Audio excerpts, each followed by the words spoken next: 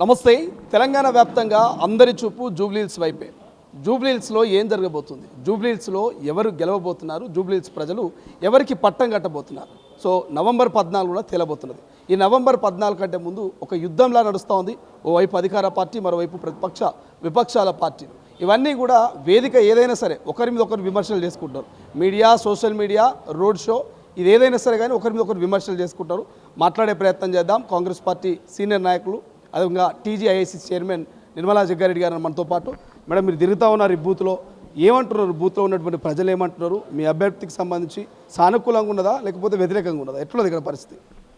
నేను నిన్న కూడా ఇంటింటి పోయి తిరగడం జరిగింది. చాలా మంచి స్పందన ఉంది. మరి పబ్లిక్లో ఏమని ఉంటుందంటే, ఒక యువ నాయకుడు మేము ఈ 3 టర్ములు కూడా మేము ఏమి పొందలేకపోయినాము. ఒక పెద్ద మనిషి, ఒక ఆమె అన్నమాట, అన్ని ఇచ్చిన పథకాలు కూడా ఆ పార్టీకే ఇచ్చిండ్రు. మాకు పేదవాళ్ళైనా మాకు ఇండ్లున్న వాళ్ళకే ఇచ్చిండ్రు. అట్లాంటి అవగాహన పబ్లిక్లో ఉన్నది.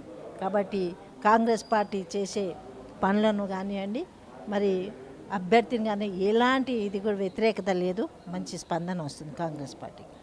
ప్రధానంగా ప్రతిపక్షాలు మొదటి నుంచి కూడా కాంగ్రెస్ పార్టీ అభ్యర్థి నవీన్ యాదవ్ ఒక రౌడీ, వాళ్ళ డాడీ ఒక రౌడీ, అది మొత్తం కూడా రౌడీ ఫ్యామిలీ అని ఒక ప్రపకాండ చేస్తూ ఉంది. సో దీన్ని ఎట్లా చూసుకుంటారు?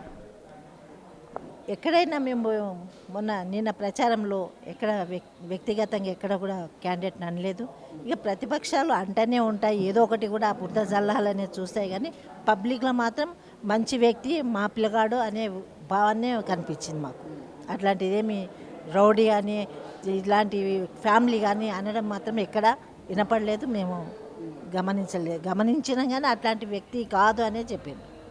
ప్రధానంగా బీఆర్ఎస్ పార్టీ కూడా చర్చ చేస్తున్నది. 2500 రూపాయలు తులం బంగారం కావచ్చు, ఇట్లా చాలా అంశాలు కాంగ్రెస్ పార్టీ నెరవేర్చలేదు. బాకీ పడ్డారు, 5000 ఇచ్చినా తీసుకొని జేబులో పెట్టుకోండి, కాంగ్రెస్ మీకు ఇంకా ఇవ్వాల్సిందంటూ కేటీఆర్ కూడా చెప్తున్నాడు. నిజంగానే బాకీ పడ్డదా తెలంగాణ ప్రజలకు కాంగ్రెస్ పార్టీ? ఇప్పుడు అది మాట్లాడే ఇది కాదు, కానీ వాళ్ళు చేసిన అప్పులే ఈరోజు కాంగ్రెస్ పార్టీ తీరుస్తూ ముందుకెళ్తుంది. ప్రజల మీద ఎలాంటి భారం వేయకుండా మరి ప్రభుత్వం నడుపుతుందంటే అది ఎంత అప్రిషియేట్ వాళ్ళు చేయాలి. అసలు కాంగ్రెస్ పార్టీ వాళ్ళు కావాలని చెప్పడం కాదు, కానీ పబ్లిక్లో కూడా ఉంది, వాళ్ళు చేసిన అప్పే తీర్చలేకపోతున్నాం అనే భావన ఉంది.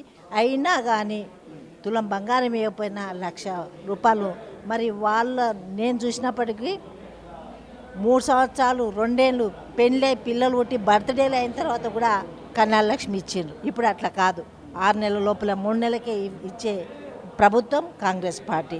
కాబట్టి ప్రభుత్వం చేస్తున్నది. ఇప్పటి వరకు రేషన్ కార్డు ఇవ్వలేదని ప్రజలే చెప్తున్నారు. ఇప్పుడు మంచిగా ప్రతి ఫ్యామిలీలో రేషన్ కార్డు ఇవ్వడం, సన్నబియ్యం ఇవ్వడం, 200 యూనిట్ల కరెంట్ ఇవ్వడం, మరి మహిళలకు ఉచితంగా మరి బస్సు రావడం, మరి పిల్లలకి ఇన్ని రోజులు లేని జాబులు కూడా అన్ని డిపార్ట్మెంట్లో, పోలీస్ డిపార్ట్మెంట్, రెవెన్యూ డిపార్ట్మెంట్, అన్ని డిపార్ట్మెంట్లో కూడా పోస్టులు ఇవ్వడం జరిగింది. కాబట్టి మంచి అభిప్రాయం కాంగ్రెస్ పార్టీ మీద ఉంది. కాంగ్రెస్ మాట ఇస్తే ఎప్పుడు కూడా తప్పలేదు. కొన్ని టైం పడుతుండొచ్చు, కానీ నెరవేర్చే క్రమంలోనే పార్టీ పనిచేస్తుంది. కాంగ్రెస్ పార్టీ అంటే కన్నతల్లిలాగానే మరి రాష్ట్రాన్ని చూస్తుందనే విషయం ప్రజలకు తెలుసు.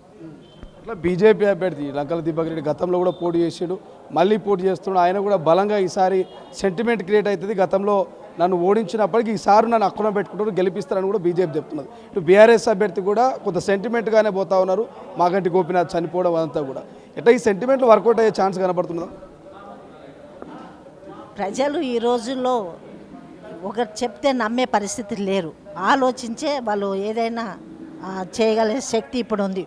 ఒకప్పుడు ఒక మనిషి చెప్తేనో, ఒక పెద్ద మనిషి చెప్తే వినే పరిస్థితి ఉంది. ఇప్పుడు ఇంట్లోనే పిల్లలే వినట్లేదు. కాబట్టి ఈ సెంటిమెంట్లు కానీ, ఈ సానుభూతులు కానీ ఎలాంటివి కూడా నడవదు. ఎప్పుడైనా రన్నింగ్లోనే ప్రభుత్వాన్ని ప్రజలు చూస్తారు. పనులు కావాలని చూస్తారు, కానీ వాళ్ళు వచ్చి ఏం చేస్తారనేది కూడా ప్రజలకు తెలుసు. కాబట్టి కాంగ్రెస్కే ఓటేస్తే మనకు వచ్చేయన్నా వస్తాయి అనే ఉద్దేశంలో ప్రజలు నిర్ణయించుకున్నారు. ఖచ్చితంగా నిజంగా ఒకవేళ కాంగ్రెస్ పార్టీకి ఓటేసి నవీన్ యాదవ్ను జూబ్లీహిల్స్ ప్రజలు గెలిపిస్తే నిజంగా నవీన్ యాదవ్ అభివృద్ధి చేసే అవకాశం ఉందా? ఇక్కడ నిజంగా కాంగ్రెస్ పార్టీ ఎక్కలేని నిధులు కూడా ఇక్కడ జూబ్లీహిల్స్లో కేటాయించే ఛాన్స్ ఉంటుందా భవిష్యత్తులో?